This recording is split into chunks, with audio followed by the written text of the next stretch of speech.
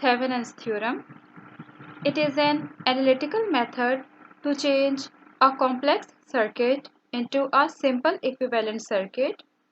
It states that any linear circuit containing several voltages and resistances can be replaced by just one single voltage in series with a single resistance connected across the load. Now, look at this figure. This is Thevenin's equivalent circuit where VTH is the open circuit voltage at the terminals, RTH is the input or equivalent resistance at the terminals when the sources are turned off, and RL is the load resistance. Now, in order to draw your new equivalent circuit, you have to follow these steps. First, remove your load and label your terminals A and B. Then solve for VTH. Then solve for RTH by turning off sources. If it is a voltage source, then short circuit. If it is a current source, then open circuit, and then draw your new equivalent circuit. Now, look at this example problem. If you have a circuit like this is a voltage source of 20 volts which is connected to R1 which is of 80 ohms. It is connected to R2 which is of 40 ohms, and it is connected to R3 which is of 60 ohms, and here is your load resistor RL. Now, how you are going to draw its Thevenin's equivalent circuit? As you have just read, you have to follow 4 steps. In first step, you have to remove this load and label these terminals A and B. So now this circuit will look something like this. This is R1, this is R2, this is R3, and here you have removed this load resistor and labeled these terminals A and B. This is positive, negative 20 volts, this is 80 ohms, this is 40 ohms, and this is 60 ohms. Now in second step, you have to solve for VTH.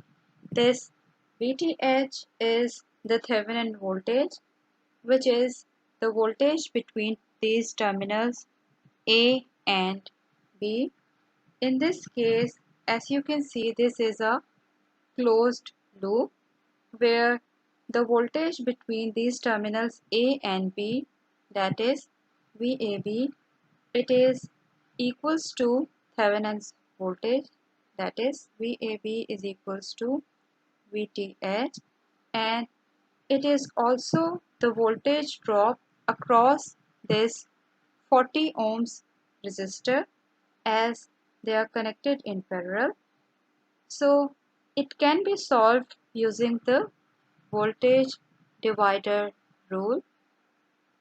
From voltage divider rule, we know that Vx is equals to V multiplied by R divided by R equivalent. Here this V is 20 volts, this R is 40 ohms, and since R1, R2 and R3 are connected in series, therefore this R equivalent will be 80 plus 40 plus 60. Now after solving this, we'll get VTH equals to 4.4 volts.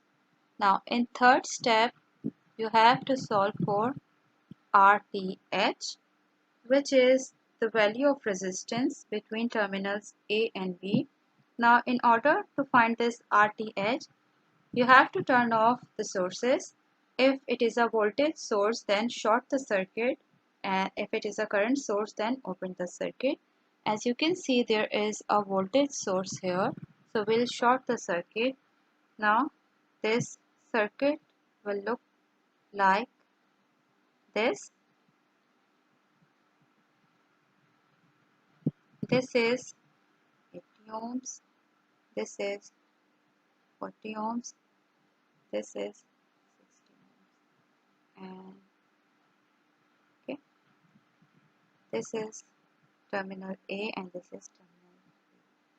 Now as you can see, now this R1 and R3, they are in series with each other, and both of these resistors are in parallel with this 40 ohms resistance. So your R equivalent will be